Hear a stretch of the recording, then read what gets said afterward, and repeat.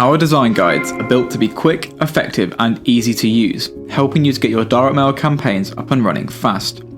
Here's a quick guide using an A5 postcard as our example, but this information is applicable across all of our templates. When you download the InDesign file on its own, you'll see that all the essential information is laid out right in front of you. You can see the safe zone, the template dimensions, and a small key explaining what each of the guide represents. You can also press W on your keyboard to quickly hide or display the bleed and InDesign's inbuilt guides. If you open the Layers panel, you can choose to hide our design guides to view your work more clearly, or delete them altogether if you prefer.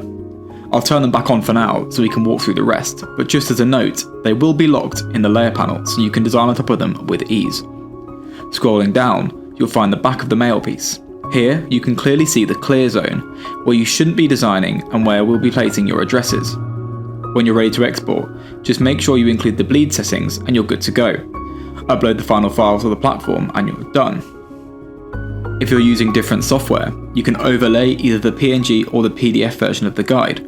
For example, in Illustrator, you can simply drag in the PNG and place it on top of your document.